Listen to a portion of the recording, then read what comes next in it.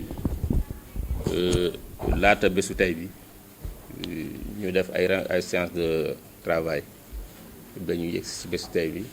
pour mën a commencer liggéey bi ñu bëggoon ubbee ko waxtaan avant ñuy tàmbali liggéey ñuy ñaan doyen Mamadou Dione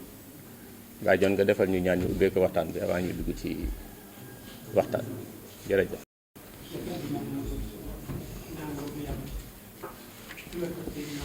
sallallahu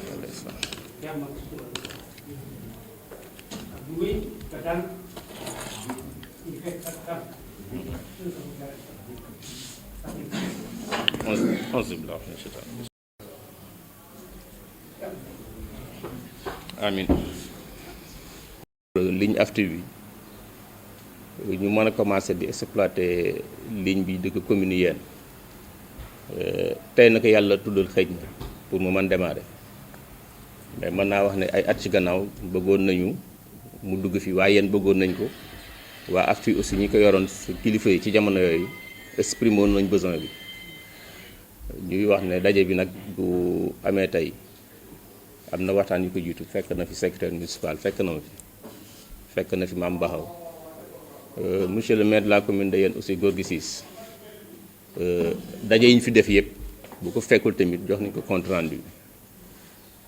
yàlla dafa àtte aussi mu tukki depuis dimanche mais jokkoo nañu ak moom démb waxtaan nañu ak moom parce que démb fi ñoom Ibrahima ñëwee jéem naa ko oo jotuma ko mais 19h oo na ma wax ko jotaayu tey bi ne di ngeen fi ñëw 11h ak seen responsable yëpp pour ñu bokk toog waxtaan seet nan la ñuy mën a waxtaanee pour que ligne bi mën a commencer liggéeyam. waxoon nañ ne sax xëj na dañuy bàyyi bi mu ñëw pour ñu def lancement bi mais ci biir waxtaan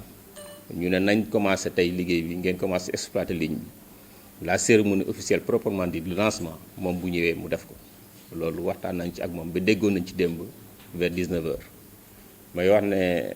ñi ngeen fekk nag ñun au niveau de la commune yàlla secrétaire municipal Abdallah Ndiaye qui est là Daouda Sall membre de la commission domaniale conseil municipal doyen Mamadou Dieng conseil municipal nekk le président de la commission domaniale Mamadou Dione nekk le président de la commission de l'éducation et de la formation Beytir Ndiaye membre commission domaniale conseil municipal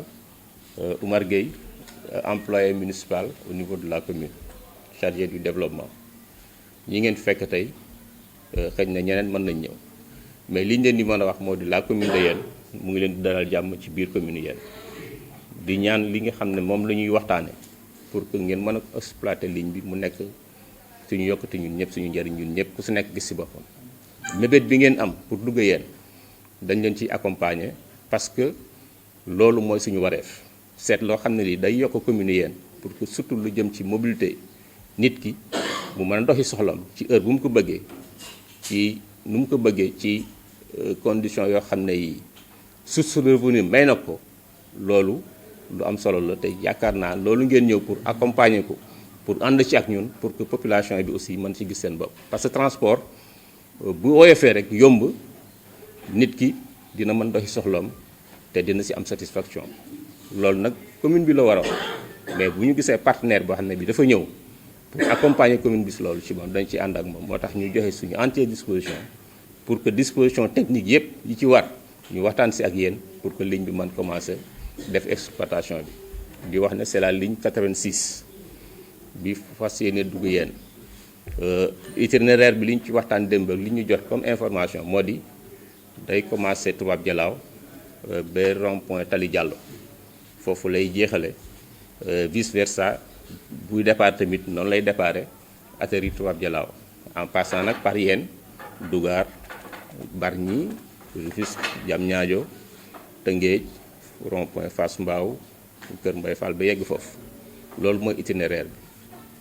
waaye Yène li ñu bëggoon moo di kuy dugg Yène que ce soit moyen de transport booy utiliser nga dem ba Dakar pour dox si soxla mais comme bi dem na ba Thiaroye wàññil na waaye Yène coono yenn yi pour doxi soxla parce que yu ci jëkk yu bëggoon yenn yi Tëngéej lañ doon yem yi yem Diamniadio mais ku gis oto boo xam ne bi dana dem ba rond-point Tali Diallo kuy dem Thiaroye ak yooyu ak Yëmbal dan la arrangé loolu daal lu ñu rafetlu la di wax ne au nom du maire de la commune de Yène mu ngi rafetlu seen ñëw disposition yi ci war yëpp ñun moo di ñun ñu accompagner leen ci ñu ànd ci ngeen di wax ñu tamit ñun luñ ci mën a def comme suñu accompagnement ñu def ko ku si nekk sa engagement nga jëm ko reste pour yéwénal leen liggéey ci gàttal daal au nom du maire au nom du conseil municipal ñu ngi leen di gërëm di leen sant ci ni ngeen ñëwee di wax ne dañu nekk seen partenaire nag ba liggéey bi di gën a jëm kanam mais lépp loo xam ne day indi gàllankoor si liggéey bi dinañ fexe def ci saafara di leen wax ne nag yéen ni mu bindoo wax naa ko démb ñi jotoon ñëw Ibrahima ak Njogu Seen ay dëkku Lebu lañu transport nag ku si nekk il faut ngay muñ parce que boo mënul muñ lu nekk di nga ko dégg mais nag amal compréhension ki ngay yëpp muy client fexeel mu am satisfaction même bu déggee dafay déborder amal tempérament noo ko mën gérer ba fexe nga assurer sa transport ba moom mu dem doxi soxlam nga muñ li si des yow nga defal sa liggéey ba rëq-rëq du am loolu moom dañ leen koy dénk lu ngeen ci am ci jafe-jafe ngeen wax ñu ñun ñu wax ak askan bi parce que ñun li ñu bindoo mooy dëkk bu nekk am na kilifa gu fa nekk maanaam les conseils municipaux ñu ngi fi les chefs de village ñu ngi fi les imams ñu ngi fi naam daje bi dafa xaw a dafa bref mais autorités yi fi nekk yëpp mu di les chefs de village les imams ak les personnes ressources yi nga xam ne ñu ngi fi mënoon lañ leen invité bu déggoon ne daje bi xatul ñu ñëw fekke lancement bi parce que comme ça population bi ku nekk di nga xam ne kat li fi ñëw commencé dugg comme transport par rapport ak li fi jëkkoon nekk am na yokkute goo xam ne gi pour askan bi la loolu daal ci gàttal laa amoon lu may ubbee ci daje bi di leen gërëm di leen sant di wax ne comme ni ngeen bindoo ñu ngi nuyu président GIE Captrans bi ñëw ak président GIE Thiaroye Yëmbal ñi nga xam ne ñooy ñëw Ibrahima yow ñëwoon nga démb ànd ak Njogu Seen ak Pam Ndiaye ñi nga xam ne ñoo nekkoon les différents responsables yi fi jaar démb ci ngoon laata lii donc loolu laa amoon lu may maa ngi leen gërëm di leen sant di wax ne mën nañ leen jox kàddu gi ngeen wax ci ñaar wala ñetti responsable après ngeen delloo ñu kàddu gi au nom du conseil municipal comme cérémonie bi du yàgg parce que da ngeen dem ci liggéey pour ne pas vous retenir maa ngi leen gërëm di leen sant di vous remercier. cérémonie bi du yàgg ñun lu yàgg dara arrangé wul parce que yitte yee bare kon ñoo ngi leen di sant kàddu yi nag ñun ci suñu biir dañuy tànn rek comme ni ñu ko waxee ñetti nit wala ñeent gën ci abare ñu wax dañuy présenté rek ñu ñu àndal tey man mi ngay waxal maay président ci Thiaroye Yëmbal oto yi yàlla dogal ni ñëw fi ñëw man defe naa 5 ans ci gannaaw ànd naa kii ak sama benn colloque ñu ñëw fii def visite pour bëggoon fi indi lii boobu nag oto yi yàlla dogal mateegul pour egsi loolu moo waral boobu ba léegi ba jamono bii yàlla dogal ni oto yi mën na egsi ci la egsi kii daanaka li nekkoon ci terrain bi yëpp moo ko yoroon Alaaji Njaay si même bon départ ba léegi ci Thiaroye Yëmbal kii mooy son commissaire compte et CIE bi Mamadou Diop la tudd kilifa la si transport yi nag mbooleem réseau bi mbooleem oto boo seen muy daw mu tudd Captrans moo leen yilif moo leen di liggéeyloo 14 président CIE moo am ñoo boole seen doole jox ko mu yor ko personnel au Captrans moo ko yor moom bu egg dina leen expliqué Ibrahima Wade mi nag moom moo doon dox lépp man may président waaye moom lépp moo ko doon dox moom dinañ ci am kàddu moo war jëkk kàddu sax présenté li mu fi jëlee yëpp ñu waxtaane ko comme moom mu ngi noonu man nag jëlee gu ma kàddu waaye ñëwuma fi ci turu président ci Thiaroye Yëmbal déedéet dama fi ñëw ci turu président AFTI président Captrans ki directeur de président mooy directeur bi tur woowu laa fi indi parce que AFTI benn bopp dana am kilifa boo xam ni Mbay Amar ñëw fi ci turu sitit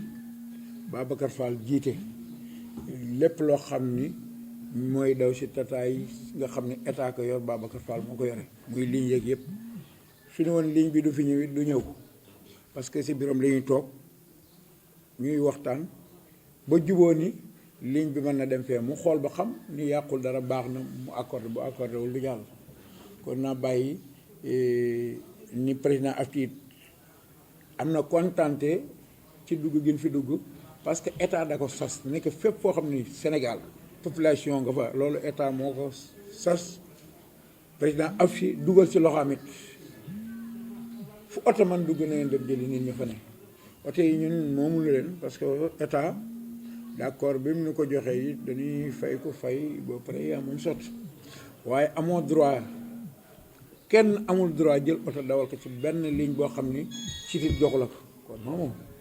doonte sax fayoon nga ba mat sax amoo si droit sa oto boo ko jëndoon sax amoo droit def ko kon état moom la ñuy gërëm di ko sant di wax ni it population bi nañ xam ni li fiy ñëw état moo ko jaarale ci Afti jaar sitit la ko jaarale sitit jaar ci Afti sitit mooy état kon pour liggéey bi am kii nag samay kàddu daanaka du bare su ko defee Ibrahima kii daanaka doy na ci kàddu yi bu fekkee am na luñ ci. asalaamaaleykum ñu ngi ziar ñëpp ku ci nekk ci turam ak santam ñu ngi ziar waa conseil bi ñu fi fekk yëpp ak waa mairie bi Ibrahima Ndiaye ñu ngi lay ziar bu baax adjoint au maire kilifa gi tamit ñu ngi koy ziar bu baax a baax ñu ngi kontaan bu baax tamit ci dalal bi ngeen ñu dalal yaakaar naa si biir koor gi lañ fi njëkkoon a ñëw bi ñu fi njëkkee ñëw dañoo demoon di xool si dëkk bi mais bi ñu ñëwee ci entrée yeen lañ yemoon ñu ne ñu noo dëkk bi desaat na ci ginnaaw par la suite lañ avancé ba ñangal si lañ waxtaan ak chef de village bi mu ne ñu dëkk bi dafa desaat ci ginnaaw ba tey mu ne ñu man su ma sañoon comme ñun ñëpp benn lañ comme li nga wax léegi su ma sañoon da ngeen dem ba Tubaab Jalaaw après ci la ñu boole ak chef de village bi nekk Tubaab Jalaaw ñu woo ko mu daan nañu mu ngi këram ñu ànd dem ba këram bi ñu man ma ànd Lamine Diop Pape Wade ak ku tudd Youssou ci la ñu dem këram waxtaan ak moom mu ne effectivement soxla nañu oto yi buñ leen ci mënoon dimbali tamit dina doon lu baax a baax dina leen arranger trop parce que population bu mobile la ñu yore te comme dañuy génn dañuy dem tout le temps suñu amoon loolu dina leen gënal ñu ne kon dinañ dem waxtaan ak ñun suñuy kilifa nag si suñuy kilifa Alaaji Massar Seck ñun moo ci jiitu parce que comme li mu wax 14 président moo am mais ñun ci GIE bi ñu bokk ñun moom la ñu xam moom mooy suñu président kon ñun moom moo ñu liggéeyloo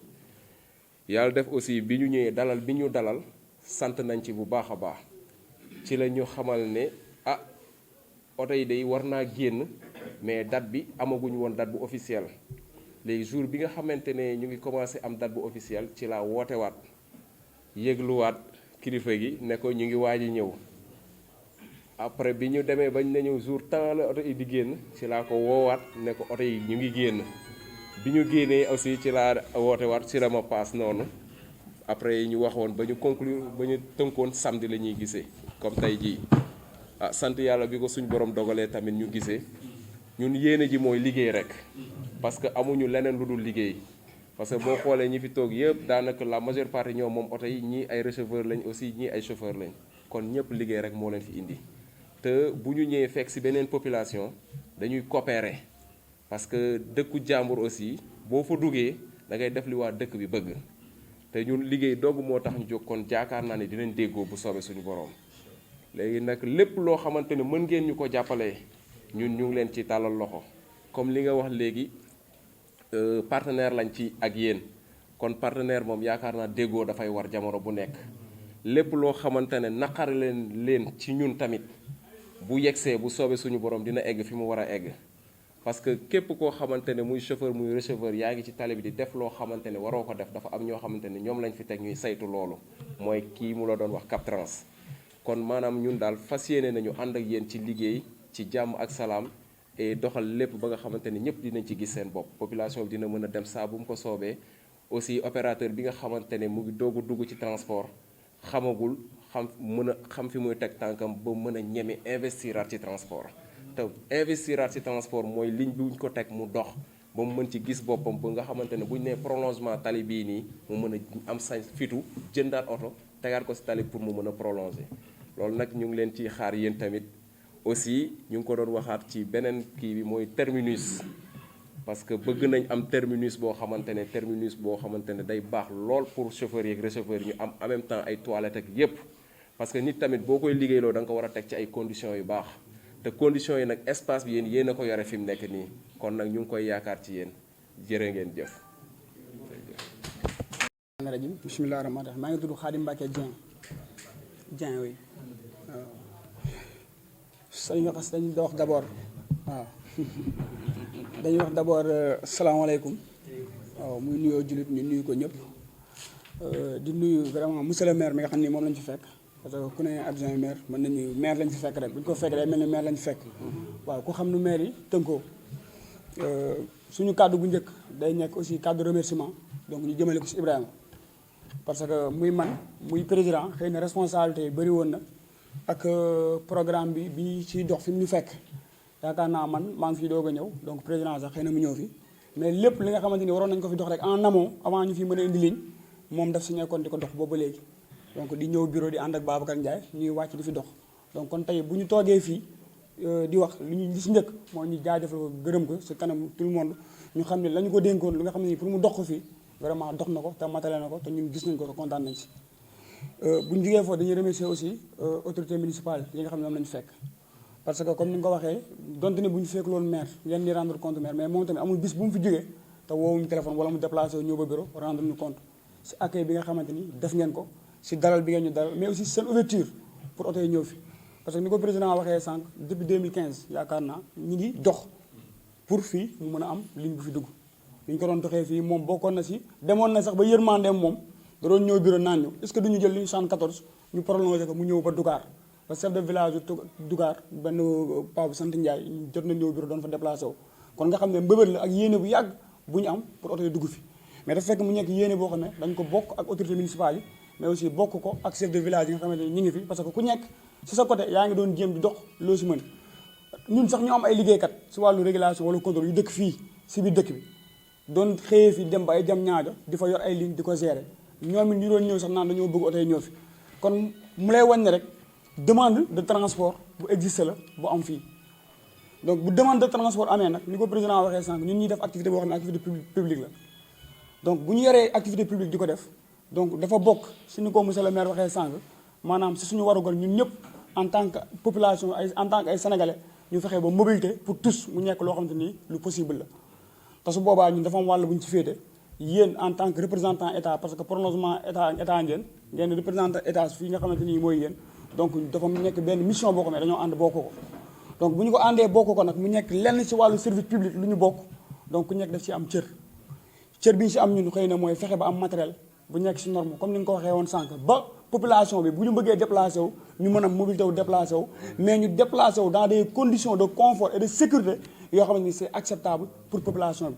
loolu nag day am lu muy firndeel muy day am rapport qualité prix boo xam ne nii day méngoog loolu nga doon wax naan ci ku am portefeuille ménagère du ñu am ku nekk bu jógee mu mën ci la mu am bu lambee poosam mu mën a paas dem foofu AFTU dafa incorporer loolu ci vision incorporer loolu ci programme de travail bi mu yor ba buy tracer ligne su ngeen xoolee xëy na dañ naan sax ñun fu ñu ñemee dem ci taliba na muy mel ci dañ fa amagum sax li ñu soxla lépp mais ñu fay dem day fekk dañoo jiital ci suñu politique li nga xamante ni mooy njariñu population bi parce que it opérateur yi ko bokk yàlla dafay defal sutura ci biir dëkk bi lañ dëkkandoo ak population bi soo dëkkandoo ak population bi nag da ngay xam seen i jafe-jafe soo yoree loo xamante ni mën nga see jàpp vraiment yow da ngay def le tout pour jàpp si te loolu moo dal opérateur yi nga xam ne ñoo nekk AFTU dama koy faral di ko wax fu ma toog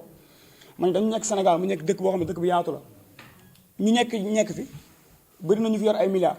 dañuy dem jënd terrain tabax ko immeuble jox ko agence bu mag mu koy loué su weer dee fi ñu tëdd la ñuy tëdd fayeeku seen xaalis boo demee AFTU amul loolu dafa am ay nit yu góorgóorlu commencé si apprenti chauffeur nekk chauffeur di dawal yàlla dogal ñu am permis bi di ñuy dawal ba benn yàlla yokk seen wërsëg ñu am oto ne ñun oto lañ bëgg oto lañ gëm état ne mën na dama bëgg ñu suqali transport ñoom ñëw ne nañ engagé wu jël seen i dërëm seen i ñaar dërëm ba dajale ko créer seen banque muy mutuelle d'épargne et de crédit bu ñu tudd MECTRANS daal di dajale foofu seen i xaalis pour mën a soulever ay fonds muy financement AFTU accompagner leen ñu jël fonds boobu amul dépassé wuñ ko si ni ko ñu defee ñoom jëm jëndee ko matériel boo xamante ne oto la muy daw si tali mën a yàqu bu émeute amee sénégalais bu ñu meree mën si jàpp benn lakk wala ñu tojate yàq ba pare ñuy financé ay mbedd yoo xamante ni ku mer boo xëyee suba mën nga ñëw song def seen investissement boobu pare bokk ci jël ay ndawu sénégalais yu mel ni ñun teg ñu si ñuy liggéey bu weer dee ñuy fayee ko kon ñooñu dañuy participer ci développement wu réew bu ñuy def activité bu mel noonu nag di ko def ak risque yi si nekk yëpp bu ñu ñëwee fu mel ni yéen fekk fii yéen accueil bu mel ne accueil bi ngeen ñu defal day dalal xel mais day indi mbégte parce que dañuy xam ne fii fekk nañ fi ay kilifa yoo xam ne mën nañ kilifa mais fekk nañ fi ay kilifa yoo xam ne xam nañu li nga xamante ni mooy seen responsabilité par rapport ak seen gox parce que yëg nañ te xam nañ coono ak passeur bi ngeen am si dox si pour dugg si fi te monsieur le maire si discours am léegi waxaat na ko ubbeeku boobu moom ba ne dama leen di accompagner pour que li ngeen yor mu gën a ñoŋ même accompagner leen mu gën a jëm kanam ba problème bu ngeen am ma faj ko te loolu délégation bi fi présenté sànq wane na ko su fee ay ñu nekk si waa service domanial yi nekkee conseillers municipaux yi nekk fi ku nekk si wàllu développement nekk fi ça veut dire que fii nii gox bi comprendre nañ ni que transport dafa nekk loo xamante ni day yóbbu développement dëkk feneen te loolu c'est très important fi ñu toll loo xamante ni bu duggee sa dëkk participer si création d'emploi bu duggee sa dëkk gën a indi mobilité te ku ne mobilité ne déplacement nit ñi dem ak dikk te dem ak dikk boobu lan lay indi élève bu bëgg a jàngi jigéen bu bëgg a dem hôpital ku si bëgg a dem marché xëy dem marché ñëw gaaw taal añ bi xale yi mën a teel añ teel a gontuwaat jàngi ñu bëgg a xëy bu ñu xëyee mën a dugg soto dem liggéeyee bu ñu wàccee oto indiwaat leen yaakaar naa ne ku la indil loolu taxawaay bi ngeen taxaw boobu lañ doon xaar te loolu am nañ ci mbégte bu rëy te am nañ ci xel mu dal loolu mooy li nga xam ne dañ koy béy leneen li mooy Iba lu mu wax sànq lu am solo la dem nañ ci terrain bi ñu ñëwee léegi visité dafa nekk loo xamante ni sas la boo xam ne dañu koy sas chaque jour muy suñu njaboot gi mais aussi mu nekk loo xam ne nii si moment yi mel ni rek lañu mën a profité bokk te dafa am importance trop dugg nañ fi bu ñuy dugg bu ñu duggee si dëkk bi da ngay gis dëkk bi am na ñoo xam ne dañuy génn di photo yi di tàcc naan kontaan nañ di la laaj oto bi fan lay dem nga ne fii ñu ne yéex ngeen a ñëw bëgg nañ ko loolu sas la pour ñun waaye sas la pour autorité fii fi nekk sas la pour ñun mooy ñun ñi nga xamante ni ñoo fi bokk nekk sori di liggéey mooy booy dugg si dëkk ñu lay tàccu naan la kaay nga la waaye da ngaa war a fexe ba bu ëllëg bu ñu la jéppi mooy suñu comportement nañ ko defaral boo xamante ni ñuy continuer chaque jour di ñu tàcc ba buñ bëggoon a xëy na dañu fi jël oto di fi génn ñoom dañuy taxaw bañ oto yi duñu fi génn loolu sas la pour ñun sas boobu lañ ci am ñoom it sas bi ngeen am yéen ñun ñu am ko ñu bokkoo yéen ñu war a ànd doxandoo ko ñun ñi nga xam ne ñooy autorité nekk si kanamu liggéeykat yi nga xam ne ñooy njaboot gi fiy yendu mooy condition ya ñuy yendoo fii di ko ñekkee parce que loolu souvent mën na indi conflit par rapport ak fenn fu ñuy nekk fu ne mooy bu ñu nekkul si environnement boo xam ne permettre nañ leen bu ñu bëggee gis seen bopp ñu mën a am ay toilettes yu ñu mën a dem am foo xamante ni muy taw muy naaj ñu mën faa toog ba nga xam ne naaj du leen sonal te taw du leen sonal loolu day gën a yombal seen nekk parce que xam nañ ni boo jógee fii nii di yéen jëm Caaroy distance bi ngay daw ñu koy xayma si ay presque 40 et quelques kilomètres 44 su ma juumee si ñu ko mujjee def étude bi boo jëlee distance boobu chauffeur yi nekk si ak embouteillage ak coono bi ak ni ko monsieur le maire waxee sànq façon client yi ngay yeb nga xam ne des fois nga yeb ku am comportement ba la neex des fois nga yeb koo xam ne du ñàkk ngeen am ay gisee loolu yëpp mu indi benn stress boo xam ne da nga koy yóbbaale baax na boo yegg see nga am foo daloo waaye bu féex boo xamante ni parce que da ngaa yeb ay nit yoo xamante ni seen sécurité dafa dépendre si yow kon loolu baax na dalwaay ba ngay am balaa ngay jëlaat beneen départ mu nekk lu paisible pour la ma doon wax sànq naan transport si sécurité ak confort loolu dafa bokk si li koy may parce que yow boo amul confort amoo sécurité maanaam say dalwaay pour nga sécurité ñi nga xam ne moom nga yeb day xaw a métti loolu sax la boo xam ne yéen du ma ne yéen ko moom mais dama naan lu ñu bokk la ñun ñaar ñu ànd xool lu ñu ciy doxandoo ba matale loolu donc loolu mooy sax boo xam ne nii Iba wax na ko mais pour wane ne nag lu am solo la moo tax ma jaaraat si gën ko dëggal parce que ay problème yoo xam ne souvent dañ koy am li ma waxoon njaboot gi rek ngeen xam ne tamit njaboot gi suñ njaboot la ñun ñëpp parce que ñun nit mënuñu chaque jour ñu ñëw fi waaye terrain bi fii nii dinañ fi am ay chauffeur dinañ fi am ay receveur comme ni mu ko expliqué sànq ku mel ni El Hadj Ndiaye mi ngi fi Seydou mi ngi fi ñooñu ñooy superviseur de zone yi parce que organisé woon nañu organisation boo xamante ni am nañ ay régulateur am nañ ay contrôleur régulateur mooy ki nekk si gare bi joxe départ mais contrôleur ñoom ngeen di gis souvent soto yi ñuy yéeg di wàcc di contrôler ba xam client bi dagg na ticket ak ba xam ticket yi jaay mi nga en règle waxuma nag chauffeur ak receveur bi nga xamante ni ñoo nekk soto bi si ginnaaw nag am na beneen organisation lu nekk ay superviseur ay surveillant yu nekk si tali bi di saytu par rapport ak comportement équipage bi ak comportement client yi soto bi di xool demande de transport est-ce que ñu ngi koy répondre favorablement pour que ëllëg ñu mën a xam xëy na bi ñuy commencé am nañ fi 21 oto waaye est-ce que suba yéen li ngeen soxla néewul par rapport ak li ñu leen bëriwul par rapport ak li ñu leen jox ñoo ñëwee rek étude bi pour ñu mën a yokk ne tey 21 la suba nañ dem 30 gannaaw suba nañ dem 35 pour gën a mën a satisfaire population bi donc liggéey boobu yëpp organisation bu ñu am la ñu koy def di xayma loolu donc ñooñu dañuy ñekkaat yéen seen njaboot parce que bu ñu amee difficulté fii xëy na balaa ñu ñëw gis yéen la ñuy gis kon dañuy jëlaat njaboot gi yëpp dénkaat leen ko nga xam ne seen njaboot lañ bu ñu fi ñekkee ak ñu fi nekkul ak seen njaboot lañ ni ñu waree gis ku si tegul si yoon wala mu def lu neexul ñu mën ko woo jubbanti ko wax ak taan ak moom yéen loolu tamit daf leen si war bu fajuwul it si communication su boobaa bu ngeen ñu ko yeggee à travers régulateur bi fi nekk wala surveillant bi ngeen di xam parce que ñoom dinañ leen sos bu mbir mi commencé ñu gën fee ñëw gën leen a jege comme ça même ñoom bu ñu amatee yenn problème ñu jege leen wax leen ko donc loolu aussi ngeen jàpp si de passage moom laa waroon commencé am di muy toog naa ko présenté moo sol masque bi ak moo bi kooku mooy secrétaire général Captrans donc am na ku ñu àndal jigéen ki mooy Fat Sis moom lépp luy programmation suivi étude ak prospective bu Captrans moom moo ko yor li ñuy def ni yëpp si wàllu étude fan la li ñu war a dem ak programme bu ñu xasee ba teg ligne programme mensuel bi ñu war a dérouler pour répondre favorablement à la demande de transport moom moo koy def ànd ak équipe boo xam ne ni ñoom ñooy def la programmation des véhicules pour ñu xam ñaata bis ñooy déparé fii ñaata ñooy déparé Thiaroye ak yan heure la ñu war a carrer les rotations pour que mu gën a servir la population donc ñoom laa bëgg comme moom laa doon commencé ma présenté waale leen peut-être ngeen xam daal jox nañ leen loxo commencé nañ ci fii mais mën nañ am partenariat comme ni nga ko waxee bu gën a fructueux que li ñu am nii tey di sant ñëpp di gërëm ñëpp voilà. fi ngeen di mën déparé Tubaab Jalaaw mu gën a am confort maanaam ñu xam ne fii la terminus bi nekk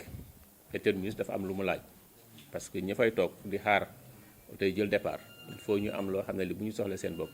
mën nañ koy utiliser te mooy li jaadu parce que foo dem ci biir réew mi yëpp fu oto yi taxaw dafay ànd ak loolu mais loolu le maire dafa voyage dinañ ko rendre compte ci daje bi li ñu fiy retenir comme point principaux yi dañ ci waxtaan ak moom doyen Mamadou Dione bii sànq ki def ñaan Tubaab Jalaaw dëkk conseil municipal la chef de village bi ngeen contacté woon parce que à chaque fois bu ngeen doon dem ci chef de village bi da ngeen doon ñëw jaar maire yi wax na ngeen waxtaanee ak moom moom it yàlla def na mooy chef de village mais conseil municipal la parce que mooy président commission agriculture élevage ak pêche ci commune bi moo ko yor donc moom double casquette la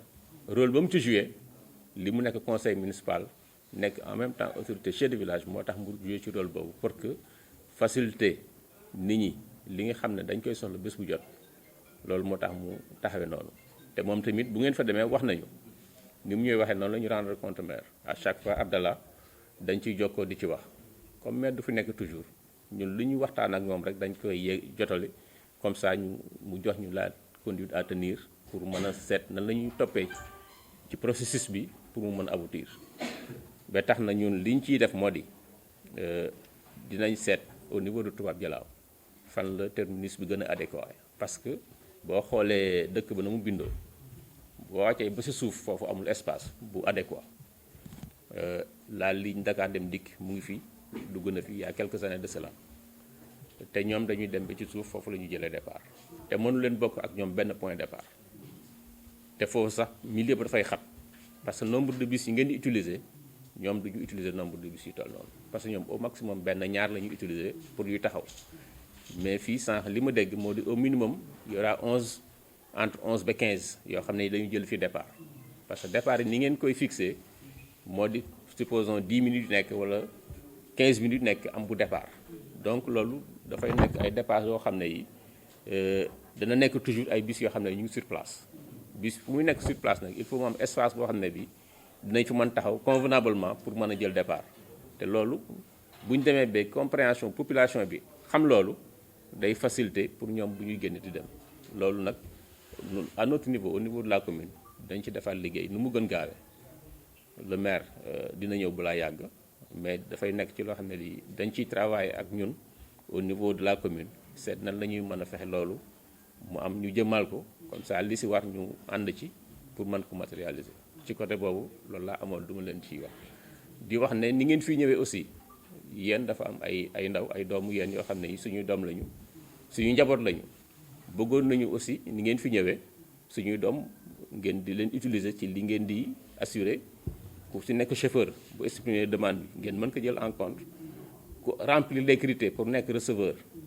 bu ñu demandé tamit ñu mën leen ko jox ngeen mën ko utiliser comme ça doomu yéen mën bénéficier ci li ngeen di indi parce que bon comme oto yi fi la ñuy déparé d'accord day am chauffeur day am receveur mais bu ngeen amee doomu yéen ak receveur bu dëkk yéen am na fi lay déparé du am problème mu location pour fi muy dëkk dafay gën a yëmbal mbir mi boole nag ak ñi nga xam ne ñeneen la ñu ñëw te ñu nekk seen GIE ngeen di leen liggéeyloo loolu aussi bëgg nañ ko pour que ñun ñi xam ne suñuy doom lañu ngeen intégré leen ci projet bi bu ko defee ñu xam ne kat population bi ñëw nañ fi ku sa wërsëg nekk daal bénéficier gis nga sa bopp. loolu moom bëgg nañ ko aussi dañ leen koy yégal wax leen ko pour que mu nekk loo xam ne da ngeen koy jël en compte par rapport ak seen projet. bon ligne 86 bi liñ ma ko présenté démb moo di ku dugg yéen ba kër nga ngi génne yéen todda ba Tubaab Jalaaw c'est 100 francs dañ koy saluer. ñu leen di ñaan aussi bien bu ngeen di départ pour dem wala oto bu départ Thiaroye pour dem Tubaab Jalaaw muy dugg todd à l'aller et au retour parce que todd dafa dugg 900 mètres la ci biir moom rek moo nekk dëkk boo xam ne bi dafa dugg ci biir nekkul ci kaw tali bi. voilà loolu ngeen intégré ko ci comme ça car bi mu fay dugg à l'aller au retour buy départ Tubaab Jalaaw mu dugg todd parce que mën na jël client yóbbu ko Diamniadio wala Tëngéej wala faneen. di ngeen am client aussi buy dugg todd bu jógee Tëngéej Bargny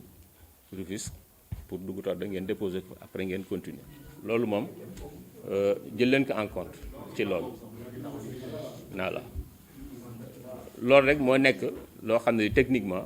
ci transport bi parce que démb Ibrahima bi muy expliquer dafa waxoon ne ligne bi mais loolu ngeen jël ko en compte intégré ko comme ça mu nekk benn loolu moom. lu ñu leen di demander la d'accord parce que yéen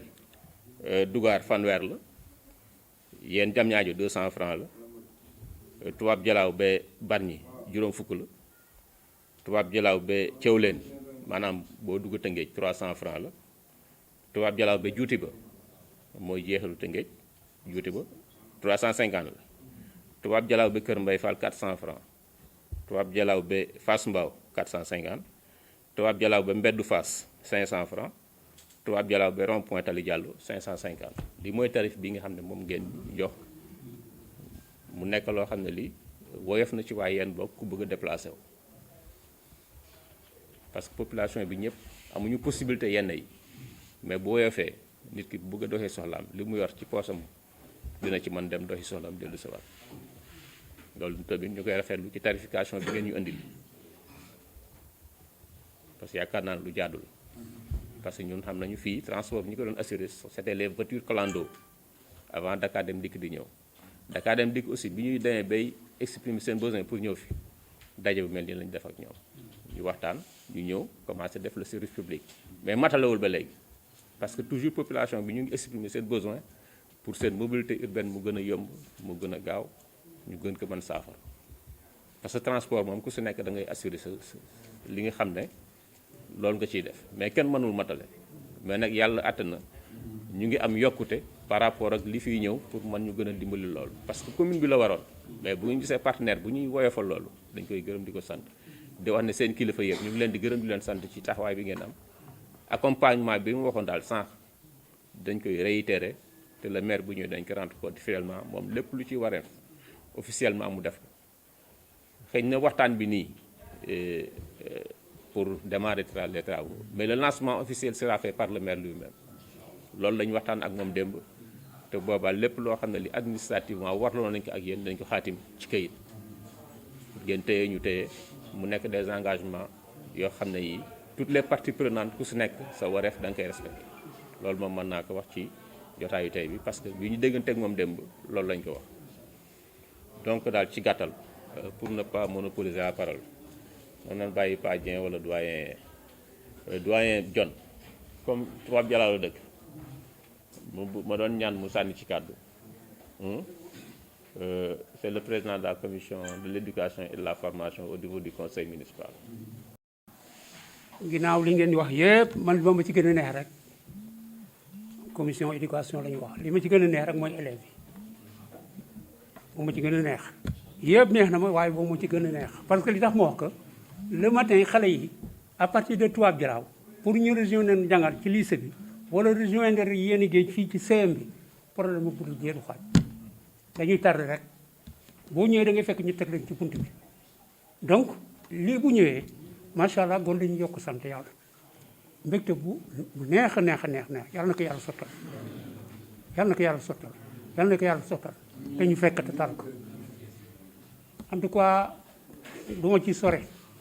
déglu naa la bu baax li nga wax maire tam li mu wax dégg nañ ko yokkute daal développement addina noonu lay doxee yàlla na nu yàlla may kanta nag fekke ba tax muy am saa woo egg fii rek am na benn boo daaneel waaye am na bii mu lay xaar bi fu jóge mukk te incha allah ñun duñ fi jóge mukk waaye yàlla na nu yaay may fekk tal ko jërë ngeen jëf. man de kii ak kii ñoo ngi jëm mag nag daal suñu oto sonn suñ demee ba ci biir ndaw yi ñu gis ñoo xam ne mën nañ taxaw suñu taxawaay kon dañuy sant yàlla parce que lépp loo xam ni wax na ko fii wala mu jëf ko waxtaan nag ak man dafa am ñëw lu mu fi jëlee it ba lay tëdd si lal lu mu guddi gi dina ñëw seet man ni ma lii laa fa jële te li ma dégg fii nag lu daal sama xel la parce que su ma ñëwoon it man mu lu ëpp loolu maa ngi dégg ñu naan xaw ma photo yi war dugg wala nangam loolu lépp Xaadim mii lépp lu ngeen ci soxla oto bi dem daana ko def ak Ilaas Njaay mii bu bokk see bi jóge nu lool te it kenn yóbbu ko li tax kenn yóbbu ko mooy liggéeyam dina ko teg si yoon kon xale yi bu Ibrahima am na ñenn ñu nekk ci gannaawam ñoo xam ni ci see bi leen bokk nekkuñu emploi ay oto lañ am nekk transporteur comme ñëpp moom xale yi bari bari ni yàlla dogal ni may seen kilifa waaye jàpp naa ni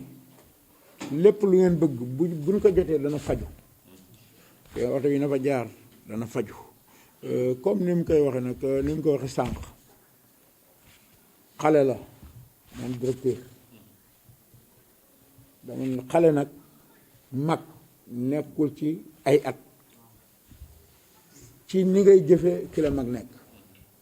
waaye gis mag moo xam ni la muy jëfee doo ko bëgg waaye da ngay gis xale boo xam ni la muy jëfee da nga koy gërëm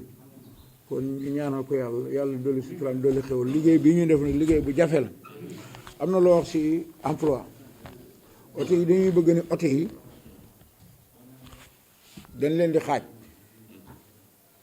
buñ leen xaajee day am yoo xam ne fii la ñuy xëy ak ñu xëyee caaro yi ndax buñ xëyee fee ñoom ñëpp duñu mën indi buñ dikkee dañuy fekk ñi am problème buñ xëyee fee noonu la xëyee fee nag moo gën a yomb si kii la wax naa ko démb ni ko liggéey ci oto yi nga xam ne ñi nga xam ne ñoo bëgg xëyee fii ñooñu nag day laaj ñu am fi dëkkuwaay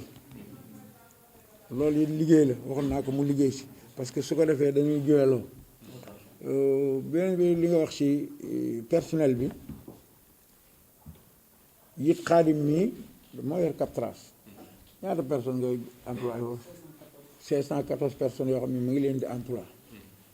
kon li borom réew mi bëgg tey ñoom ñoo ngi ci emploi yi day yokk man dama koy ñaan lépp loo xam ne tey ji ci jamono am na emploi yu mu wax sànq ni fii leen dëkk di liggéey ci afti ci ñoom ci Captras defe naa ni sax dégg naa mu ni démb ñu ni régulateur bi ñu teg fii la dëkk ci dëkk bi la juddoo fi la yaram kon waaw léegi dinaa ko ñaax bu ñu demee bay jël lu mel ne ay emploi ñu bàyyi ci xel parce que ñu oto yi yokkoo noonu lay yokki emploi ñu bàyyi ci xel bu ñuy jël beneen di seen borom oto yi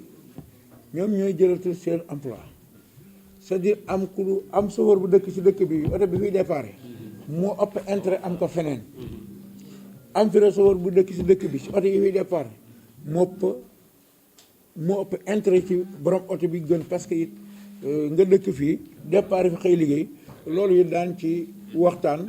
képp koo xam ni say oto féete na fii soo soxlaa nga gis ko déggool bu boobaa yi ñuy waxtaan ci lépp it mën na jaar ci Xaadim mii parce que Xaadim mooy lépp parce que ñun su ma neexoon toog sama kër du ma génn Ibrahima sax du génn mais que demal nga régler problème yooyu parce que loolu lañ ko dénk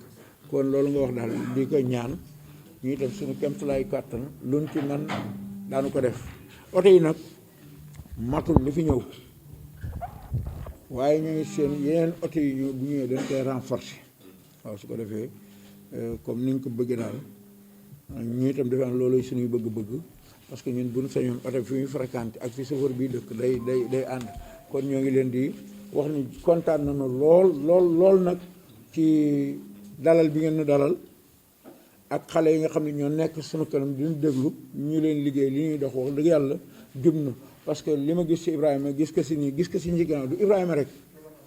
bare na ñoo xam ni ñoom laa boole ak Ibrahima ñu ànd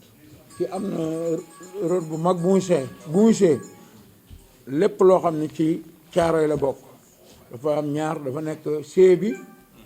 nekkaat Cap Trace lépp benn liggéey la sa dafa am loo xam ne confiance bu ma ko jox boo xam ni lépp loo xam ne tappale la wala jubul du ko laal mu ngi nii kon itam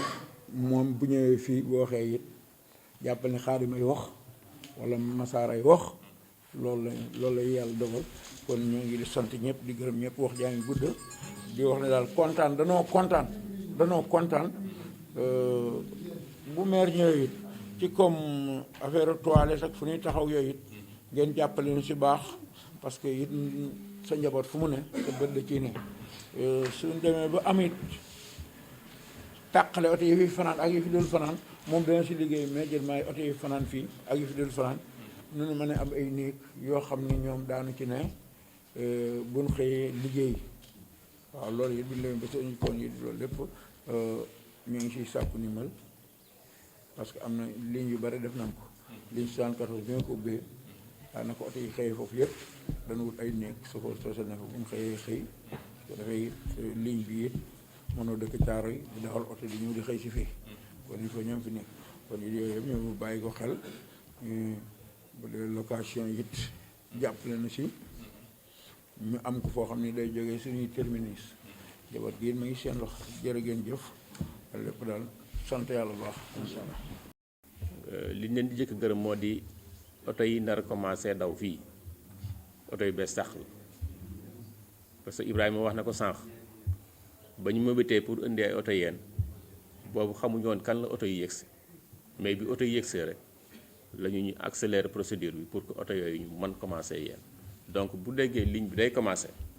oto yu bees sax di démarrer ligne bi loolu sant yàlla parce que indiwu leen oto yoo xam ne yi état bi dañ koy déplorer mais ku gis qualité oto yi ni ñu taxawee mu nekk confort yoo xam ne yi yuy nar a démarrer ligne bi la comme ligne bu bees la nga indi fi oto yi démarrer loolu dañ leen ciy sant yàlla parce que mënoon ngeen indi yeneen oto yoo xam ne yi kat qualité bi population bu ñu ko gisee dañ naan ko oto yi ñu fi indi seen qualité baaxul mais ku ko gis di nga sawar pour dugg ci parce que nit ñi confort la ñuy seet aussi moom la ñuy ñaan loolu moom dañ leen ciy gërëm di leen sant te président wax na ko sànq nee na lii pour démarrage la bareegul mën nañ ko yokk kuy démarrer nag li nga am da nga ciy jàpp leneen lu ñëw fekk si loolu yokkute ñu leen gërëm ci kàddu yooyu di wax ne xëy na jotaay bi mu ngi xaw a yàgg parce que bi ñu commencé ak léegi ça fait 1 heure de temps am na kenn koo xam ne kii mu ngi ci askan bi dafa doon ñaan ci population bi la bokk mu bëggoon ñaan kàddu pour sànni si ñaari baat bu déggee wax na ba pare après ñu tënk jotaay bi ñaanalante comme ça ngeen dem ci liggéey kon bay jox na ma kàddu bi. d'abord parce que lépp luy développement wu yeen ñu ngi ci ndax Dakar dem dikk bii ñoo ko doon ba mu sotti bon nag ñu sant yàlla bu ñu gisee lu ko yokk tey dañuy gën a sant yàlla te comme ni ko Ndione waxee ñun suñuy doom dañuy jàngi ñi dem di université ñi dem fu nekk bu ngeen indilee yu yomb fii danañu sant conseil municipal bi sant leen mais lenn rek la ñu leen mën a assurer ñun ay lébu lañu comme ni nga ko wax waaye nag nous sommes des lébu pacifique yéen kenn du fi toj kaar kenn du fi saagante ci kaar dañu fexe ba suñuy doom bu ñu dugg ci kaar ñu indi weccet donc la seen xel dal ci loolu ñun ay lébu yu dal lañu ay lébu yu am jàmm lañu di fi dalal nit mais nit jabar may lay tool loolu laa amul lu ma ca wasalaam.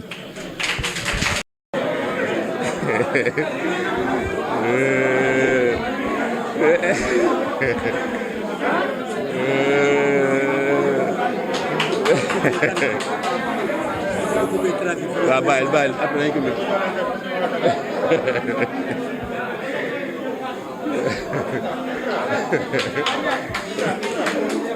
anale kàddoom yëngal na saal bi tuuti te yàlla nekk nag loo xam ne lii muy am si sunna rek ak farata Muhammad mais ñaanuñu mu am safaan ba loolu tamit ñaanuñ ko si yéen comme seeni kilifa yi nag seen njaboot dañ fiy ñëw dañ leen di dénk seen njaboot ngeen waxtaan ak ñoom xam ne doomu yeen a ngi fi lu mënta amit bu ñuy dugg si doomu yeen yàlla na nekk loo xam ne lu ñu rafetlu mais ngeen bañ fi waaye waay woo xam ne wi dañ koy ñaawlu loolu dañ leen koy ñaan parce que njaboot léegi dafa tëradi doyen Massar njaboot léegi dafa tëradi kenn mënul xam njaboot bu demee lu muy def mais nañ yàlla rek njaboot bu ñëwee bu mu indi leneen yéen loo xam ne lii lu ñuy ñaawlu la loolu ñu ngi koy sàkku si yéen li si des ñu ànd ci incha allah jërë ngeen jëf ah waaw. nga bàyyi leen xel booy formé dama neel fi ñoo xam ni dëgg leen ciy boole nga formé leen teg boo waree jël loolu daal ñoo ngi la koy ñaan parce que réew mu mën dund wala dëkk bu mu mën a dem nay jaar nag ci maire ndax dëkk boo dem maire mooy président de la République sa dëkk boobu loolu mooy autorité bi nga xam ni moom moo fa ne moo tiim ñëpp ku xam ak ku xamul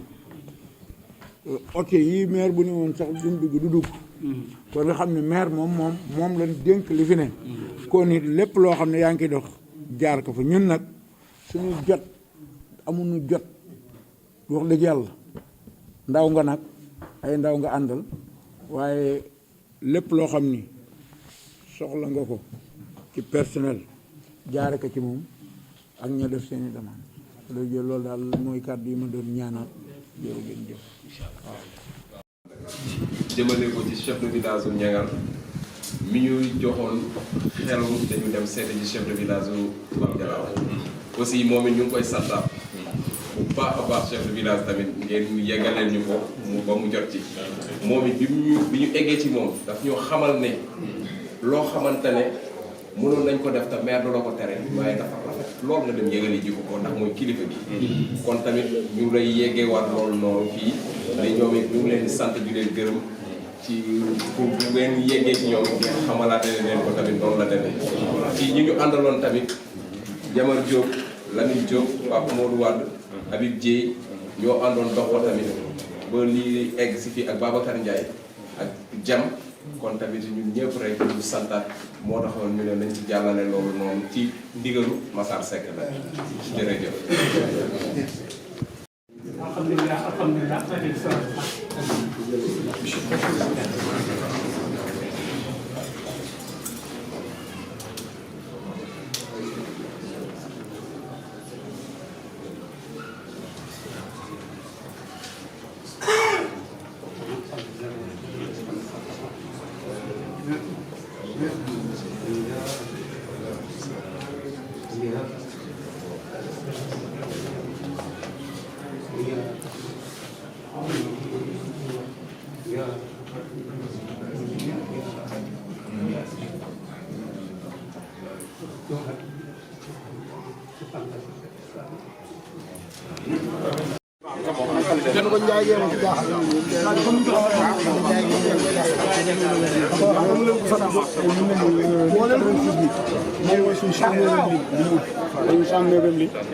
tey avant oto yi di ñëw ñu ngi woon si 1920 donc tey jii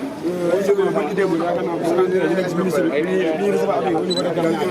donc bu nekk xel si soxla yoo xam ne génn na barki démb tey jii fi ñuy wax ak yow nii am na aussi boo xam ne nii ñu ngi seen bis au niveau de Pikine di génnewaat beneen loolu vingtaine de bis loolu boobu nag dafa nekk ñaari loolu 400 bis yoo xam ne dañuy wàcc muy 800 loolu la président benn ci léegi sànq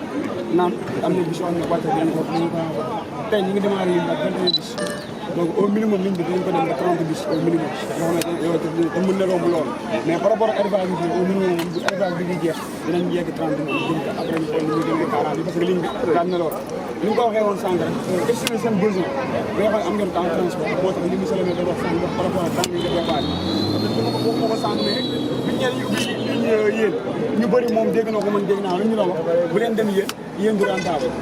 parce que nit ñi bu ñu xëyee faña guddi gi la ñuy ñibbi si waat mais ñun def nañ xam nañu réalité ñëw nañ fi ak besoin bi dafa am lu ngeen amul woon jàpp nañ ni bu ngeen ko amee donc après mu ngi nga wax sànq day ñëw parce que ñàkk aussi bu jóg génn réew moo ko mën donc oto bi moo ñu ko waxee sànq buñ si koy wàcc loo barki dem marque bu bees li nga doon wax sànq mooy non seulement oto bu bees mais marque bu bees boo xam ne tey apti fii lañ ko njëkk a dawalee bi mooy première ligne bu ñu ubbi mu am oto yi yu bees yi beneen ligne boo ko gis muy daw du ligne bu ñu ubbi dañuy jël oto renforcer ko ligne boobu mais tey la ligne 86 mooy première ligne afti bu ñuy dawal moom ay bus asom yi nga xam ne nii marque bu bees sàq la boo xam ne afti da koy démb jëw parce que amoon nañ ay Tata 613 yu ngeen doon gis ñu jékki-jékki dem si ay King Long yu yaatu yoo xam ne ñu ngi ko jëlee woon si ñu delluwaat si Tata mais bu nekk bii fa ay marque polo yoo xam ne nii marque boo xoolee polo brésilien la donc tey bu ñu delluwaat si marque Ashok bii nii demaat Inde mais beneen partenaire la bu tudd boo xam ne Ashok Leyland la donc bu ñu indee oto yooyu noonu waa Ashok Leyland yi ñëw jëmbal ko fii yéen ñu ne ñu solo ñata wax sànq donc day ñëw non seulement ay oto yu bees ngeen mais aussi marque donc parce que am nañ confiance si yéen parce que ñëw nañ yéen gis oto yoo xam ne nii ñu mel te tey vraiment dafa gën a yokk dal xel ak monsieur le maire ñu recevoir li mu wax donc yéen mooy ñaan matériel bi dañuy jël teg ko seen loxo parce que mooy ne président bi xëy na bu ngeen ko gisee tey ñaanul yàlla mu fiy gaaw a ñëwaat ci lu bëri parce que lu ko fi lu bëri xëy na mooy ay ngeen clamé ko nit mu ëpp ñu mu dem su fiy ñëwaat yàlla na doon comme ni nga ko waxee lancement wu maire bi mu koy lancé wala ay mbégte yoo xamante ni ay bisu feet la ñu koy invité mu fiy ñëw maire di tiitaroo oto yi moom mu tiitaroo oto yi loolu la ñuy ñaan di leen wax ne oto yaa ngi nii dañ koy jëlaat ñun jël lépp oto yeeg njaboot gi li ma ko waxee woon sànq jëlaat lépp teg ko si loxo monsieur le maire occasion aussi pour ñu répondre sànq li nga doon wax si bu bëri transport na sa xel dal parce que bu li ñu wax sànq la ñëw nañ fi mais dinañ dolli lépp lu ñu war a doon si personnel que ça soit muy régulation muy contrôle dinañ ko def loolu nag dañ koy wax ni duñ ko def directement képp ku ko bëgg na jaar si yow monsieur le maire nga recensé les demandes lépp après yow boo ñu ko joxee ñun dinañ gis ne côté chauffeur itam li nga doon wax sànq ku fi am permis transport da nga xamante ni yàlla dogal mën a transport ñun bu ngeen recensé personnel bi jox ak seen i photocopie permis su ngeen ñu koy joxee dinañ si jàpp si wàllu formation parce que mënoo jógee yéen oto rek ñëw dawal directement la donc fi ñu la war a yóbbu formation ñun capitaine dinañ si jàpp subaa dinañ am benn réservoir de chauffeur yoo xamante ni bu subaa bu ko transporteur yi soxlaa dañ leen mën a wax ni yéen kat am na chauffeur yoo xam ne ñun jël nañ leen tàggat leen ci formation ba pare ñoo ne bu ñu ñëwee dañu mën a def stage ci terrain bi jàng liggéey ñu boole leen ak opérateur loolu tamit fexe la boo xam ne engagé wu nañ ci tey ànd seeg maire bi pour accompagner yéen tamit ngeen mën a utal seen ndaw ay xëy bis yi xam ne dañ fi fanaan ci terminus dafay laaj gardien loolu day laaj gardien effectivement loolu sànq wax nañ ñu ko ne bëgg nañu bu loolu commencé ñoom ñoo xam ne ay gardien yu fiy dëkk la ñoo xam nag dañuy waxtaan ak ñoom bi jubóo ci bis bu nekk la ñuy fay ko mu diggu yoon parce que ni mu waxee danañ ñooñu bu ñu fa nekkee ba 6 heures du matin dañuy dem dafa seen soxla comme ça ñoom ñu commencé liggéey gardiennage foofu la yem guddi gi lay doon mais li ñu sarto ak ñoom boobaa ndawu yéen lay doon ñu jël ko di ko fay loolu wax nañu ko dinañ ci travail aussi seet fa terminus bay nekk seet ay ndaw yoo xam ne ñu dañuy waxtaan ak ñoom jaar ci maire ñu jox leen ko comme ça ngeen mën a jël ay contrat ak ñoom yoo xam ne ay liggéey lay doon pour ñu tekk ci li may wax daal moo di rafetlu bisu tey di wax ne que naaw def nañu waxtaan au niveau du conseil municipal ci turu maire ak commune bi yëpp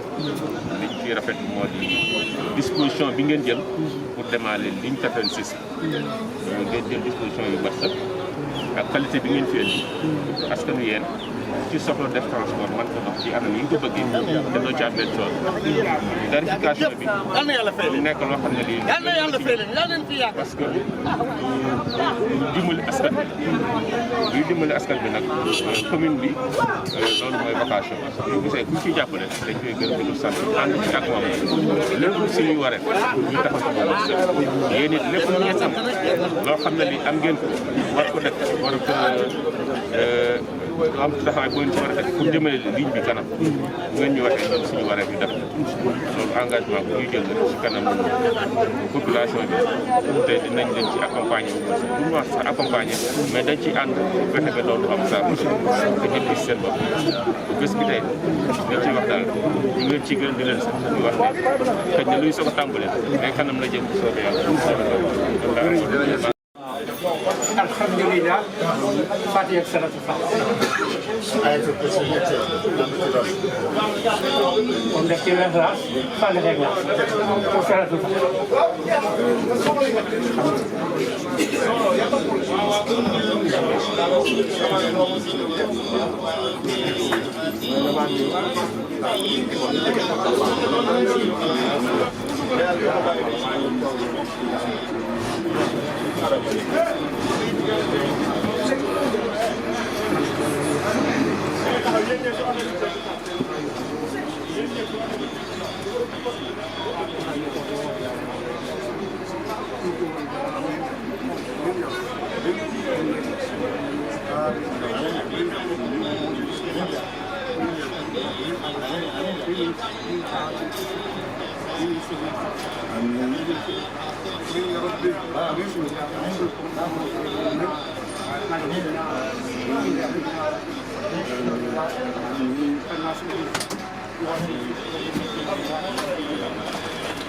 اهدنا الصراط المستقيم صراط الذين أنعمت عليهم اللهم صل على سيدنا محمد قل فاتني قل هذه سبحان ربك رب العزة عما يصفون وسلام على المرسلين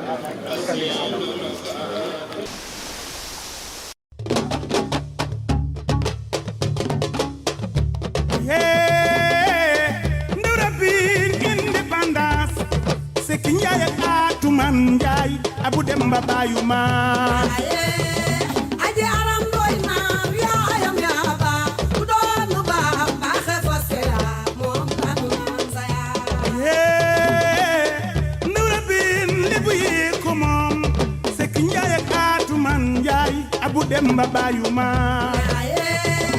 aje aram doy na ya ayam ya ba ku doon ba ba xefase ya moom tanu saya ni juddu suur dafa juddu ci lalu yaayam alal jama seek moom Amadou Asan Ndooy sa baay maam Tanoor Ndooy sa maam Njogu Ndooy mooy sa maam Gànnaar Ndooy mooy sa maam Maya Xaraak Baay Biram Ndooy waaw waaw waaw sama lebo danga doon mu baax aje aram doy na ya ayam ya ba ku doon ba ba xefase ya moom tanu saya Amadou Asan Ndooy sa baay Binte Sile mooy sa maam Omar Bata Silaay sa maam Cerno Mbay Silaay sa maam Xëri Mbay Silaay sa maam Mata Sile xëri joo waaw waaw waaw aji aram danga doon mu baax aje aram doy na ya ayam ya ba ku doon ba ba xefase ya moom tanu saya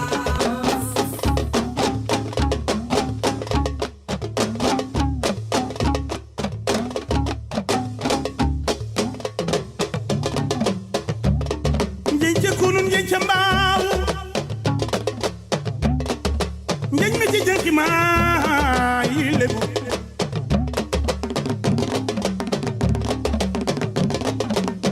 maya xaraat Baay Biram Ndooy ma yóbbal Ndooy Baay Biramoo Baay Birama dib taaw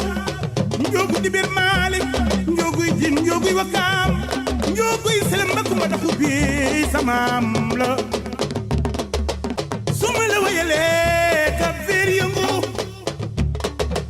suma la wayalee kuy lebu yëngu njira mbay dem mbaak xooya mbay dem latti mbay dem ba xooy Gànnaar Ndooy mooy sama Maya Xaraak Baay Biram Ndooy ni juddu suur dafa juddu ci lalu yaayam alal jama seek moom waaw waaw waaw yaayi Muhammad Asan danga baax ñaaye lu du tey cosaan la yaa jomba ñaaw jaay fu la taana di jaare Demba Kumba la man mbaaw jigéenu Adaat Ndooy jigéenu Cheikh Tidiane Ndooy jigéenu Amet Ndooy jigéenu Bachir Ndooy Mariya yi Ndooy sa maam la bandi ngoone sanu la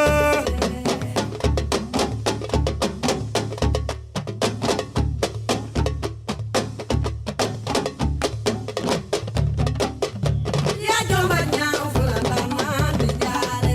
aji aram Ndooy yaay jigéen joo man góor yaa jomba ñaaw fu la taana di jaare yaayu Muhammad Asan ak Muhammad Abdalaay yaa jomba ñaaw fu la taana di jaare Maya Xaraak Baay Biram Ndooy mënoo ñaaw yaa jomba ñaaw fu la taana di jaare ni dundal dundal dundal aja aram Ndooy dundal waay yaa jomba ñaaw fu la taana di jaare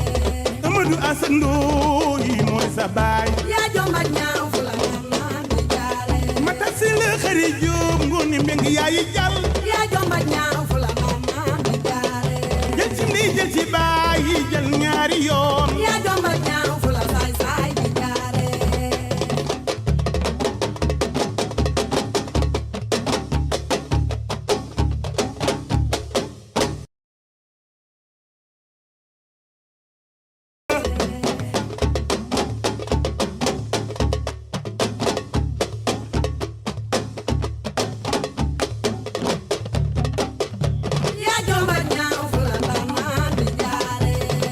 aram nduy yaay jigéen ju man góor yaa jomba ñaaw fu la ndaanaan di jaare yaayu Mouhamed Assane ak Mouhamed Abdallah yaa jomba ñaaw fu la ndaanaan di jaare may xalaat bàyyi biiram nduy mënoo ñaaw yaa jomba ñaaw fu la ndaanaan di jaare ni dundal dundal dundal aja aram nduy dundal waay yaa jomba ñaaw fu la ndaanaan di jaare Amadou Assane nduy mooy sa baay yaa jomba ñaaw fu la ndaanaan di jaare mata si la xëri jóob ngooni mbeng yaayi jàll yaa jomba ñaaw fu la ndaanaan di jaare jël ci ndey jël ci baay jël ñaari yoon yaa